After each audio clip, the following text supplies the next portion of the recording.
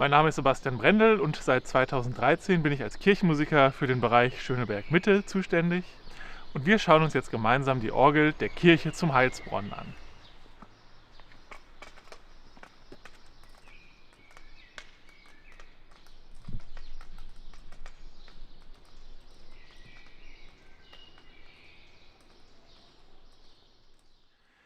Bei diesem Instrument handelt es sich um ein Werk der Firma Karl Schuke aus dem Jahr 1958, das 2019 und 2020 aufwendig von der niedersächsischen Firma Jörg Bente renoviert, umgearbeitet und komplett neu intoniert wurde.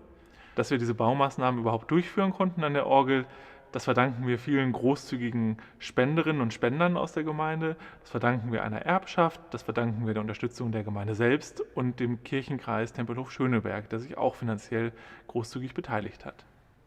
Und im Rahmen dieser Maßnahmen kamen auch zwei neue Register in die Orgel. Einmal eine wunderschöne, offen klingende Flöte.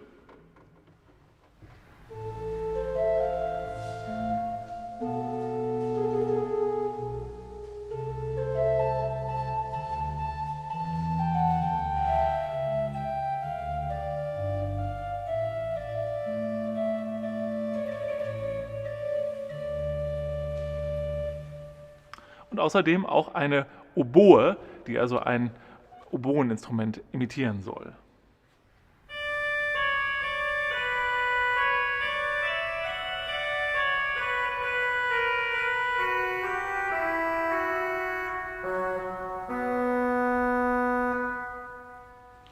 Und die Oboe spielt auch eine wichtige Rolle in dem Stück, was ich spielen werde, nämlich eine kanonische Studie von Robert Schumann, die ursprünglich für Pedalflügel geschrieben ist.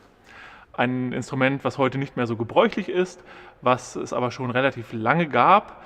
Also die ersten Belege sind Pedal-Cembali, schon im 16. Jahrhundert erwähnt. Und eben auch zu Schumanns Zeiten gab es noch Pedalflügel mit einer ausgebauten Pedalklaviatur unter dem Flügel. Was auch dazu führt, wegen der Anschlagdynamik, die dann natürlich auch ein Pedal ist, dass in dem Werk die Bassnoten, die Basslinie relativ ruhige Notenwerte hat, damit es für den Spieler nicht zu anspruchsvoll wird. Das Wichtige und Wesentliche und Virtuose spielt sich in den Händen ab. Das ist eine kanonische Studie, bei dem die beiden Solostimmen wirklich im Kanon verlaufen. Also die erste Stimme, die obere Stimme, klingt folgendermaßen.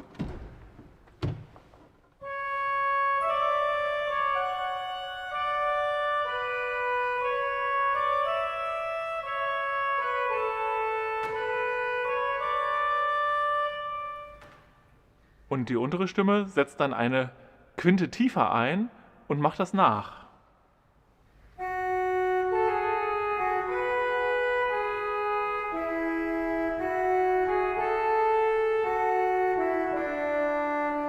Und beide Stimmen zusammen.